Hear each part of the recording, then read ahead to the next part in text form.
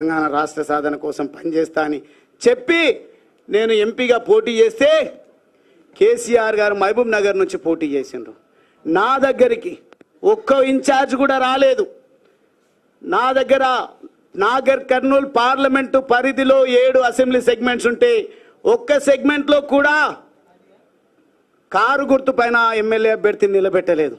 కానీ ప్రజల లోపల ఉన్నటువంటి ప్రగాఢమైనటువంటి కోరిక తెలంగాణ రాష్ట్రం రావాలి, ఒక యువకుడు వచ్చిండు, చదువుకున్న యువకుడు వచ్చిండని ఓట్లు వేద్దామని అంటే 3,80,000 పైచిలకు ఓట్లను 2009లో నేను సాధించడం జరిగింది.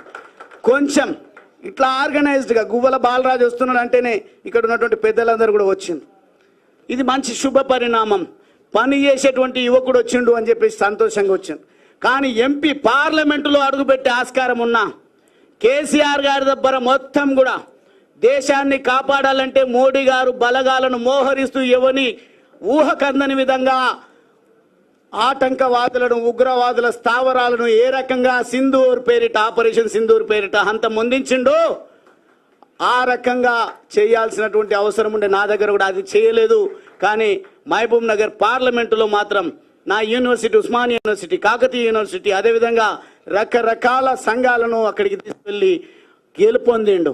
గెలుపు నాదే అని క్లెయిమ్ చేసుకున్నా ప్రజలు ఏమనలేదు. కానీ అదే పని నాతో కొంత ఒక 10% కూడా నాగర్ కర్నూల్లో ఎఫర్ట్ పెట్టి ఉంటే 31 సంవత్సరాల వయసులోనే పార్లమెంటులో అడుగుపెట్టే అవకాశం ఉన్నది.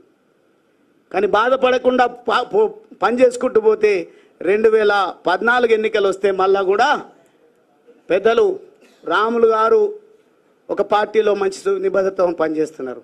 పోటీ వీళ్ళకే పెట్టాలి. గువ్వల బాలరాజు టికెట్ ఇవ్వమని పాపం వారిని మోసం చేసి పార్టీలోకి తీసుకొచ్చిండ్రు.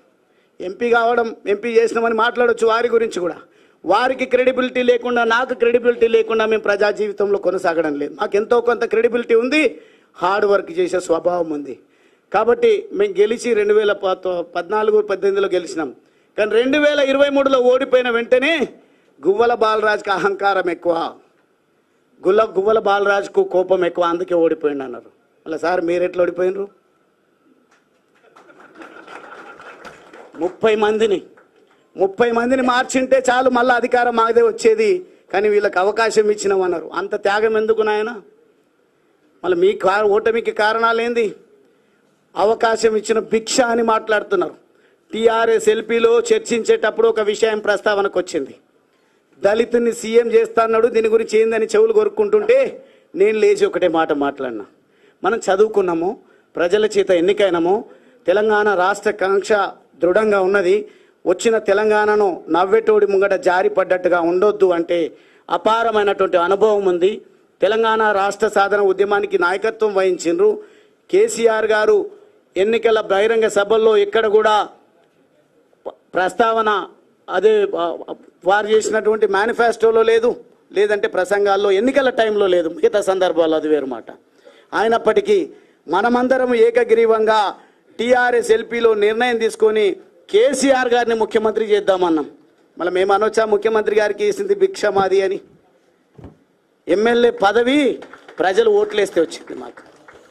కానీ నిబద్ధత కలిగిన నికార్సైనటువంటి నాయకులం కాబట్టి ముఖ్యమంత్రిగా కేసీఆర్ గారిని నియమించుకున్నాం. పార్టీ మారంగానే దాడి చేస్తున్నారు. ఎంపీగా నిలబడ్డప్పుడేమో ఒక్క ఇన్ఛార్జ్ లేరు. గువ్వల బాలరాజు పార్టీ మారుతున్నాడు అని తెలిసిన వెంటనే మొత్తం మోహరించారు వాళ్ళకు ఉన్నటువంటి పనికి రాని బలగాలను. వాళ్ళు వచ్చి మాట్లాడుతున్నారు, ఆపత్కాలంలో ఎంబడి ఉండాలి. ఆయన చాలా గొప్ప పని చేసి వచ్చిండు ఒక ఆయన మాట్లాడుతున్న ఆపత్కాలంలో కేసీఆర్ గారిని కాపాడుకోవాలి. నేను కాపాడదలుచుకున్నది, నేను త్యాగం చేయదలుచుకున్నది నా పేద వర్గాల కోసం. నా పేద వర్గాలను ఎవరైతే కాపాడుతారో వాళ్ళకు జతగట్టి నా జీవిత కాలం పనిచేయాలని నిర్ధారించుకొని వచ్చిన ఒక ఆషామాషి నిర్ణయం కాదు బీజేపీలోకి రావడానికి. అది నా సొంత నిర్ణయం కాదు. ప్రజల ఆలోచనలు చాలా దృఢంగా ఉన్నాయి. ప్రజలందరూ కూడా మోడీ గారి నాయకత్వాన్ని విశ్వసిస్తూ ఉన్నారు. మోడీ గారు యుద్ధం చేసి యుద్ధం ఎందుకు ఎట్లా ముగించిందో తెలియకుండా యుద్ధాన్ని మధ్యలోనే వదిలేసింది అంటున్నారు. మీకు ఎకానమీ గురించి తెలియదు, దేశ రక్షణ విషయంలో బాధ్యత కలిగిన ప్రభుత్వం ఏ రకంగా వ్యవహరించాలో తెలియదు. ఆ ఆపరేషన్ ఎట్లా ముగించినరో తెలియదు. ఎంత గొప్ప హెచ్చరిక ప్రపంచానికి మోడీ గారు చేసిందో తెలియదు. కానీ ఆపరేషన్ సింధూర్ విఫలమైందని విఫల మాటలు, విఫల ప్రయత్నాలు, మాకేమైనా ప్రజలు ఓట్లేస్తారనే పద్ధతిలోన డైరెక్ట్గా మోడీ గారిని ఎక్కుపెట్టి మాట్లాడుతున్నారు. మీ స్థాయి అది కాదు. వాస్తవంగా ఈరోజు నేను కొన్ని విమర్శలు నా పైన చేస్తే నేను కూడా చేయడం జరిగింది. చేసినప్పుడు బచ్చాగాడెవడో మాట్లాడుతున్నాడని, నాకంటే 6 నెలల్లో సంవత్సరమో వయసు పెద్ద కేటీఆర్ గారిది, నన్ను బచ్చాగాడు అంటున్నారు. మీరు మొదటిసారి గెలుపొందింది మీ మొత్తం శక్తిని ఖర్చు పెట్టి గెలిస్తే 300-200 ఓట్లతోనో శాసనసభ్యుడిగా ఎన్నికైనరు. ఒక వలస కూలి బిడ్డనైనా నేను పార్లమెంట్ అభ్యర్థిగా నిలబడితే ఒక్కరు కూడా పని చేయకుండా ప్రజల గుండెల్లో ఉన్నటువంటి తెలంగాణ వాదం, ప్రజల గుండెల్లో ఉన్నటువంటి పేదవాడి పైన ప్రేమ, కులం చూడలేదు, మతం చూడలేదు, నాకు అద్భుతమైన ఓట్లు వేస్తే కొన్ని ఓట్లతో త్రుటిలో ఓటమి పాలు కావడం జరిగింది. ఆ ఓటమితో కుంగిపోలే. కానీ ఈరోజు మీరేం చేస్తున్నారు? ఒక్కసారి ఓడిపోగానే అసహనంతోన ఎవరిని పడితే వాళ్ళని ఇష్టం వచ్చినట్టు మీరు మాట్లాడాల్సింది, మీరు ధర్నాలు చేయాల్సింది, మీ మీటింగ్లు పెట్టాల్సింది. మిమ్మల్ని అనొద్దు ఆ మాట. మళ్ళీ నేను కూడా అదే కేటగిరీకి చెందినటువంటి వాడిని అయితే మిమ్మల్ని పక్కన పెట్టి, కారణాలు ఏవైనా ఉండొచ్చు, 10 మంది ఒక విలువలు లేని పార్టీలకు వెళ్తే వాళ్ళ ఇంటి ముంగట ధర్నా చేయలేదు, వారి గురించి ప్రశ్నించలేదు. నాకు ఏ పదవి లేదు. ఇప్పుడు జిల్లా అధ్యక్ష పదవి ఉంది, అది వేరు మాట. నేను ఎన్నికైన ప్రజాప్రతినిధి కాను ఇప్పుడు. కానీ నేను నా నిర్ణయం మేరకు నేను